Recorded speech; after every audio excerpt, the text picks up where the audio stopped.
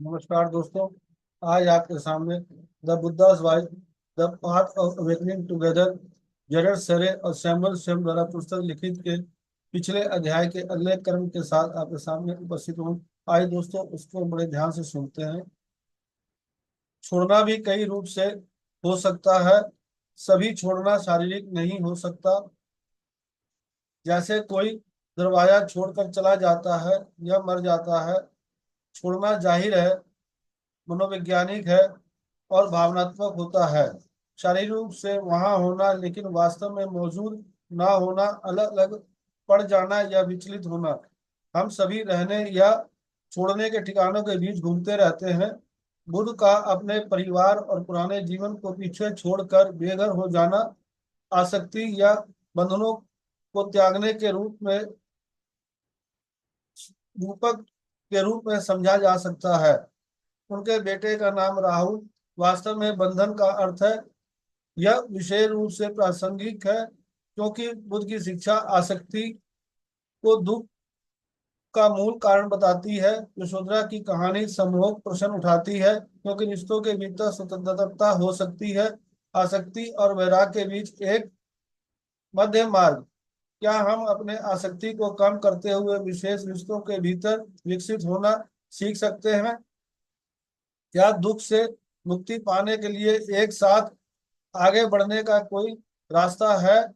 उसकी कहानी दर्शाता है कि हम यह त्याग और हानि के रूप में खुद को पीड़ित करना है, जो यशोधरा के लिए एक अच्छी तरह से घिसे पिटे रास्ते के द्वार को खोलने की दिशा में पहला परिपक्व क्षण है। ये एक ऐसा रास्ता जिसमें संबंधों की जागृति के लिए बहुत अधिक अप्रयुक्त क्षमता है।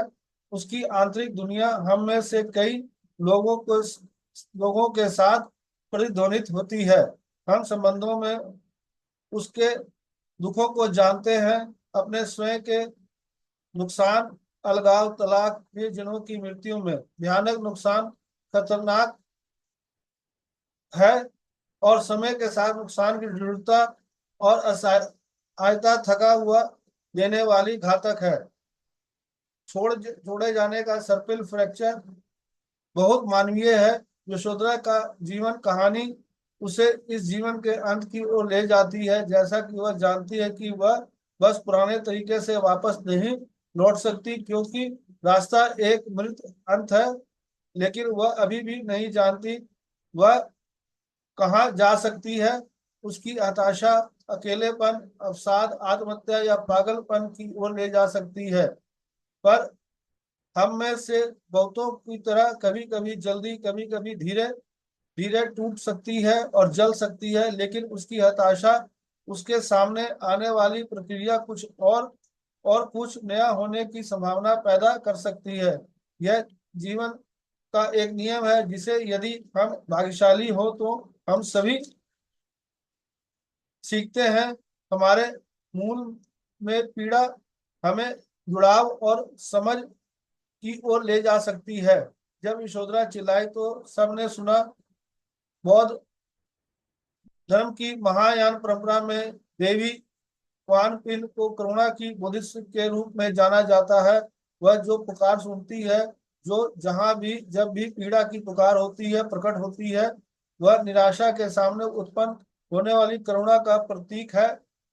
हजारों हाथों से प्रत्येक हथेली में एक आंख के साथ यह सेवा करने के लिए तथा पुकारने वाले किसी भी व्यक्ति के जरूरतों को पूरा करने और उनका जवाब देने के लिए तैयार है। प्रजापति ने यशोधरा की आंखों में एक भयंकर भय देखा क्योंकि ये हर चेहरे पर इधर उधर दौड़ रहे थे, चेहरों और कक्ष में उत्तर की तलाश कर रहे थे। प्रजापति को तुरंत में समझ में आ गया और उसके परे में भूख और एक चोर और पीड़ाओं से समझ में आ गया कि अब उसका ध्यान यशोधरा पर होना चाहिए। बिना कुछ कहे प्रजापति धीरे धीरे यशोधरा की ओर बढ़े, जो अभी भी फर्श पर सिमटी हुई थी। रानी उसके सामने खड़ी थी और उसे पकड़ने के लिए अपनी बाहें खोल दी। यशोधरा की कहानी में यह प्रजापति है जो आगे आती है। वह पूरी तरह से मुक्त प्राणी नहीं है, ना कोई देवी या बुद्धिस्ट है, बल्कि एक इंसान है जिसने खुद भी दुख झेला है, खासकर अपनी प्यारी बहन माया के बाद। जो सिद्धार्थ की जैविक माँ थी, जो जन्म देने के 7 दिन बाद मर गई, उसे भी शिशु सिद्धार्थ की दत्तक माँ बनने के लिए जीवित रहना पड़ा।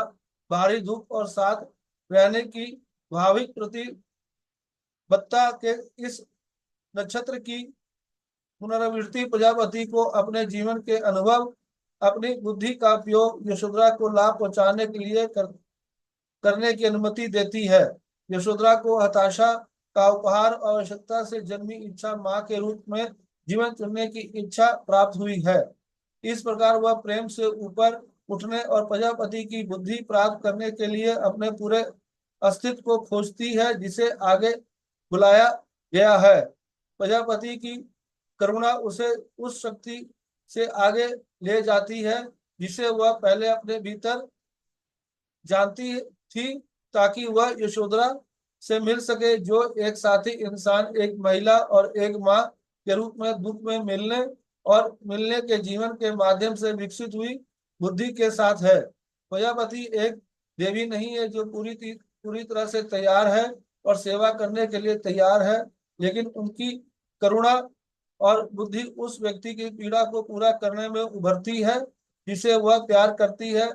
अत्यधिक सदमे, दर्द और पीड़ा की स्थितियों में पहले उत्तरदाता के शब्द और कार्य बहुत महत्वपूर्ण होते हैं और आगे की स्थिति पर गहरा सकारात्मक या नकारात्मक प्रभाव डाल सकते हैं।